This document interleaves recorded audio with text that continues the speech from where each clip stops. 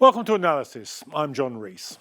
When the story that the Metropolitan Police had been secretly spying on the campaign to get justice for Stephen Lawrence, the South London teenager murdered by racists in 1993, the then Prime Minister Theresa May ordered a public inquiry. The undercover policing inquiry, more colloquially the Spycops inquiry, is chaired by retired Judge Sir John Mitting and has since 2015 been hearing increasingly explosive testimony from the members of the Metropolitan Police Special Demonstration Squad, the SDS, and the core participants, the individuals and organisations that the undercover police spied on. The 140-strong SDS began operations in 1968 and have spied on over 1,000 campaign groups, ranging from animal welfare organisations to peace campaigners like the organisation that I co-founded, the Stop the War Coalition. Police officers took the identity of dead children in order to deceive activists. Some 20 undercover police had sexual relationships with women activists, and 4 of them had children with women campaigners, later deserting them. Undercover police helped run and organise campaigns, encouraging actions which the campaigners later faced court proceedings. The secret reports that they made were passed on to the Special Branch and to the Security Service, MI5. The public inquiry is still hearing evidence and will continue to do so until 2026, despite government pressure to speed things up. But Mitting has delivered a damning interim judgment, which concluded that the SDS should have been disbanded decades ago. So what do the revelations of the Spycops inquiry tell us about the accountability of the police?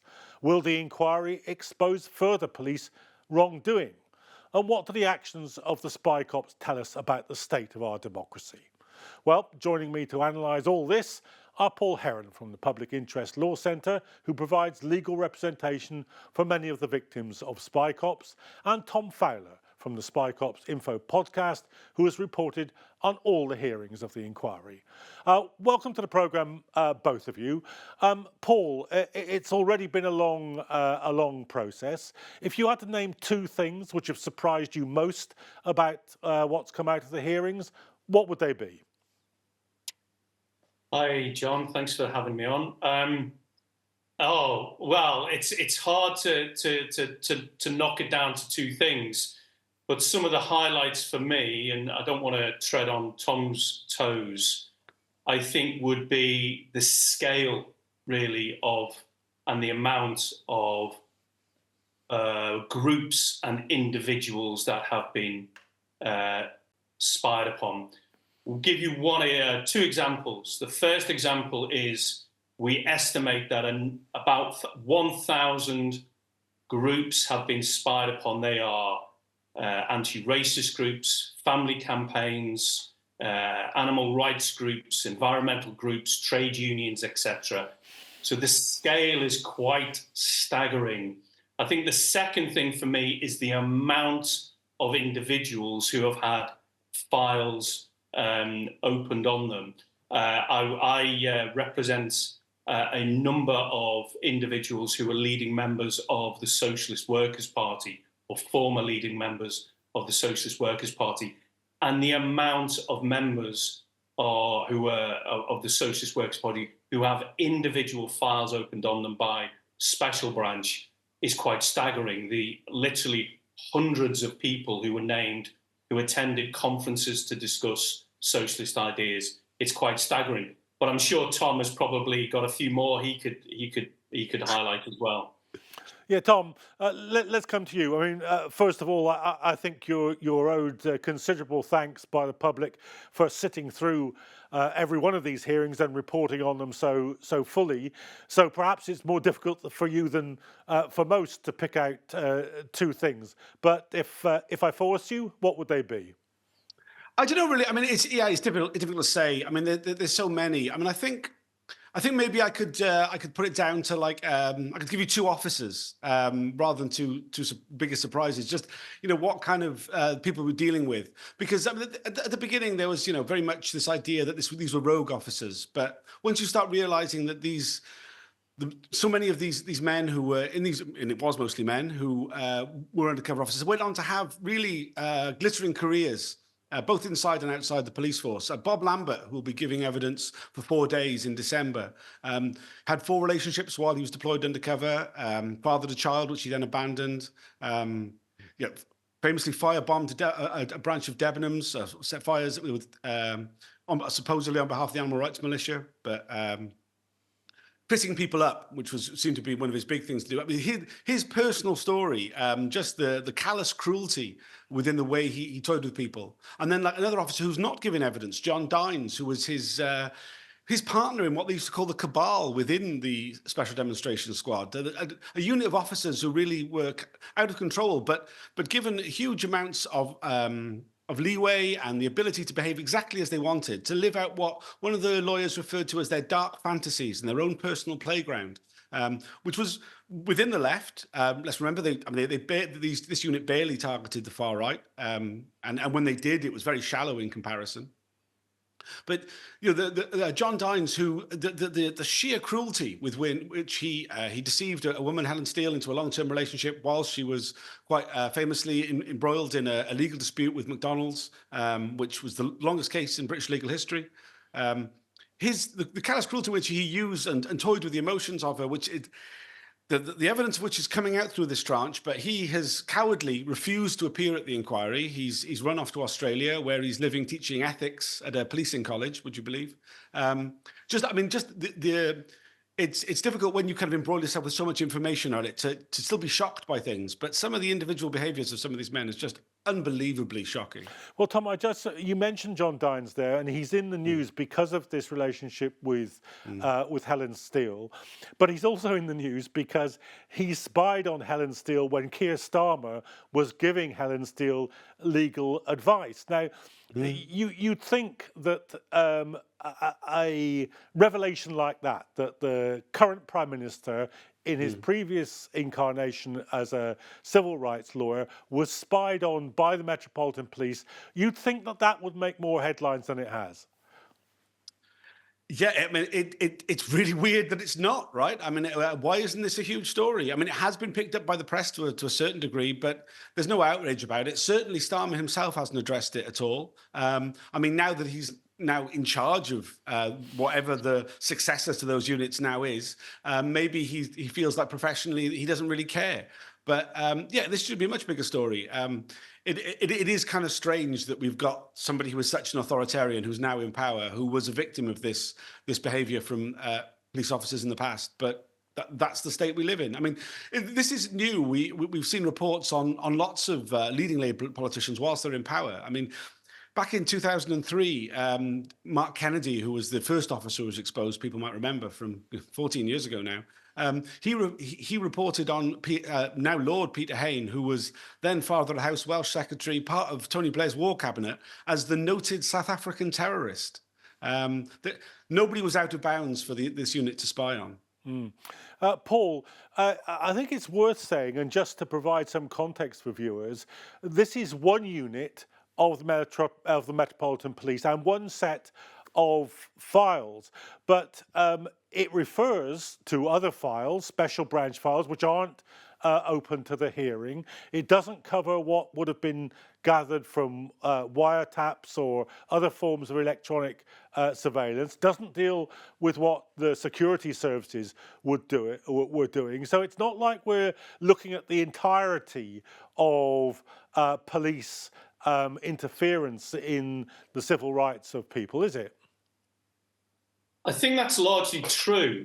I think we're literally at the tip, or we're literally at the foothills of the Himalayas when it comes to the amount of spying that's going on. One of the things that we raised in our opening statement last week was the spying on the campaign for nuclear disarmament, which, as many people will know, campaigned against the deployment of cruise missiles in particular in Britain in the 1980s. And what was very clear during our analysis of the deployment of officers to the campaign for nuclear disarmament was the fact that the security services were actually not that interested.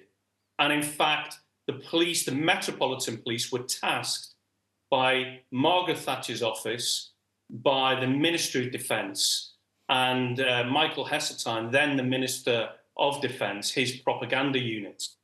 And so it's not just about the fact that we have a minimum amount of information from what's called the Special Demonstration Squad, and actually we have a minimum amount of information from the security services who, at this stage, we would say should be giving live evidence, and all we've been furnished with is a witness statement. In fact, what we're also not clear about, and what we need this inquiry to do, is to look at the scale of government involved in tasking undercover policing. And that included Margaret Thatcher's office, the Ministry of Defence, the propaganda unit, and probably other government departments that were involved in not just targeting the anti-nuclear campaigns, but also were targeting people who were involved in the Troops Out movement and other campaigns who were eventually blacklisted, and lost their jobs or couldn't get jobs. In one case, a client of mine who was involved in the Troops Out movement, who was a well-educated man, degrees and a master's, was unable to get a job even in the post office, and was told by the post office, you know why you're not getting the job. And there's a whole raft of blacklisting which has gone on, which has prevented hundreds, if not thousands of people of getting jobs as a result of this spying. So I think it needs to actually go wider and broader to look at the scale and the extent of the spying that's gone on, and fundamentally the violation of civil liberties that has gone on. And I think the inquiry needs to set itself a higher moral and legal task in this. It's looking to close this inquiry by 2026. And I think many core participants and lawyers are thinking, there's no way this can be done by 2026. This needs to go deeper and wider, and it's not. Tom, that's an interesting comparison between the blacklisting that many of the core participants have experienced, and, as you put it, I think the glittering career that John Dines has got, second career. But he's not the only one. I mean, Bob Lambert went on to be and was interviewed on this channel. Will be of particular interest to viewers of the Islam channel, because he was part of the Muslim Contact Group, set up the Muslim Contact Group, and then as a second career was a respected academic at Exeter University, would come on programs like this. I interviewed him, I think, 4 or 5 times on programs like this, where he would present himself as a progressive ex-policeman interested in the lives of Muslims and others. Quite weird, actually. I mean, quite weird personally to think that he was sat opposite me as an interviewer, knew very well that he was in possession of my police file. Hard to imagine that he wasn't still reporting to his old bosses. I mean, yeah, who knows what the relationships are like? Certainly there's some sort of revolving door between the secret services and elements of the private sector, you know, and academia is a great one for them. It really suits them down. But it's not just that. You look at the likes of Andy Coles, who will also be giving evidence in this same phase before Christmas.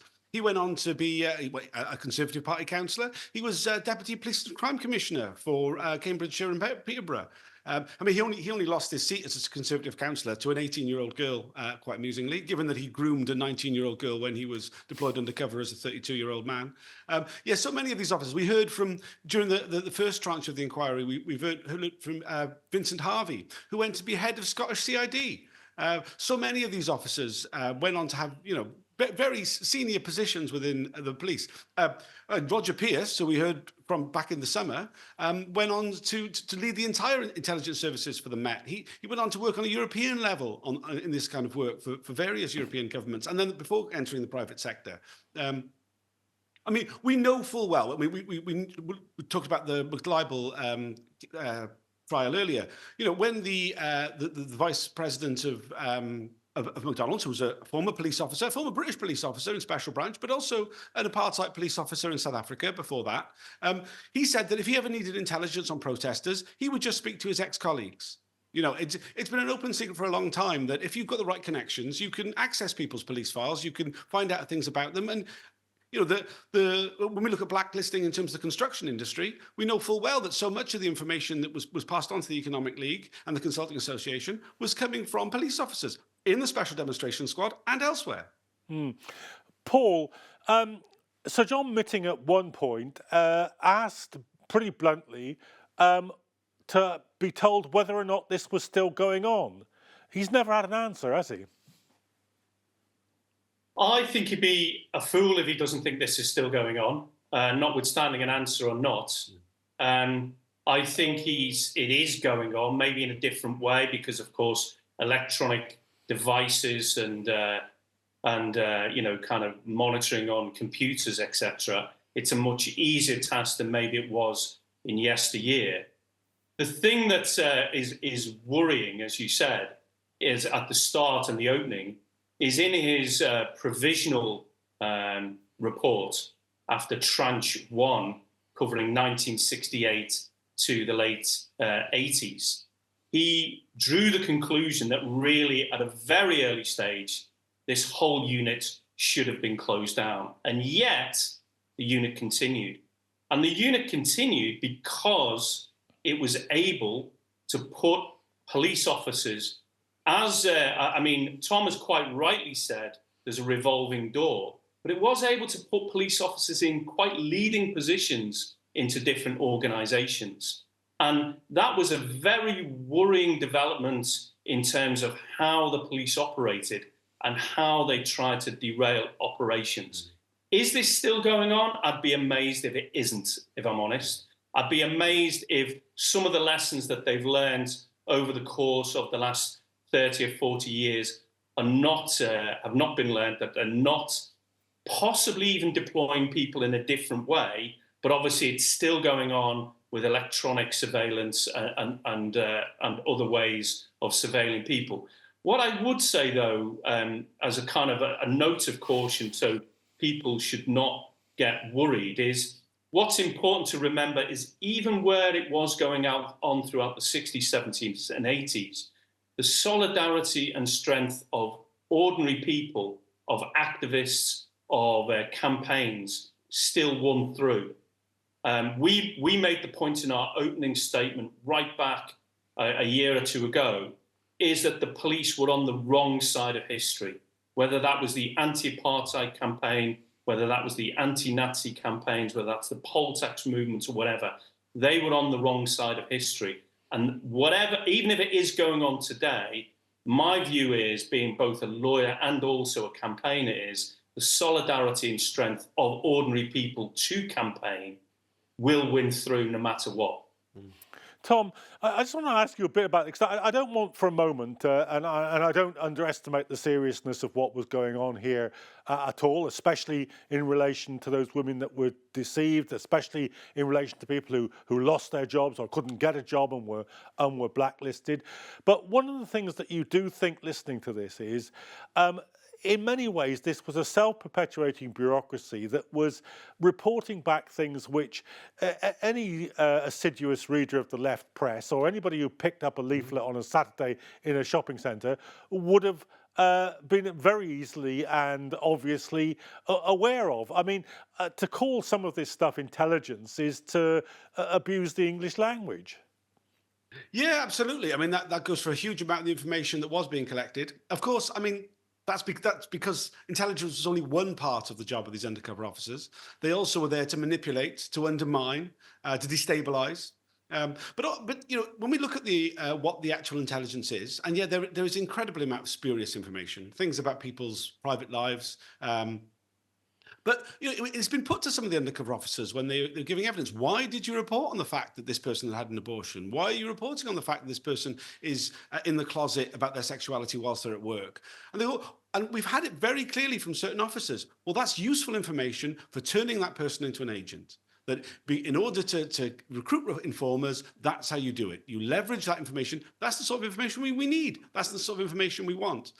Beyond that, the other thing they've got is just huge amounts of names, addresses, workplaces, connections. And that feeds into the vetting, that feeds into the blacklisting. So, yes, huge amounts of the information they could have just got from the press, but they couldn't have been there to manipulate. They couldn't have been there to make those huge lists, and they couldn't have been there to identify people to be future informers. Because as much as obviously the undercover officers are a huge problem, and that's the point of this inquiry. This is just a glimpse into a corner of the wider infrastructure of repression, which, yes, it does continue today.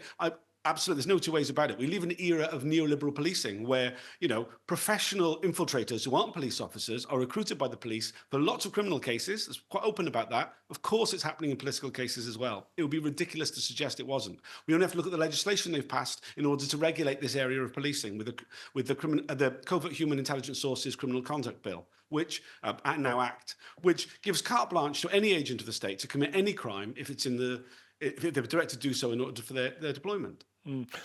Paul, we're beginning to run out of time. We could talk about this for a lot longer, but in the coming hearings, do you expect there to be more revelations that are as explosive as some of the stuff that's come out so far?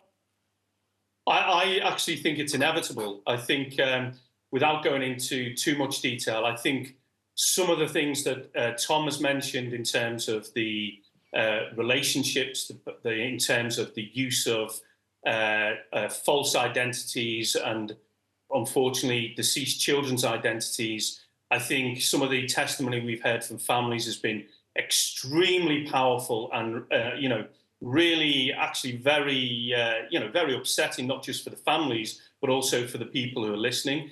I think the issues of how they've infiltrated organizations, I think there's going to be a lot more of what they did in those organizations, which will be, I think, potentially quite shocking and quite damning for the police. One of the things which we haven't touched on, of course, is potentially the police being agents provocateurs. I think Tom touched on it before with allegations of one police officer actually setting an incendiary device in Debenhams, which potentially could come to the fore. But there will be other examples of police going completely over the line in terms of agent provocateuring and causing effectively activists who are completely innocent to cause them to commit criminal offences when they had no intention of doing so in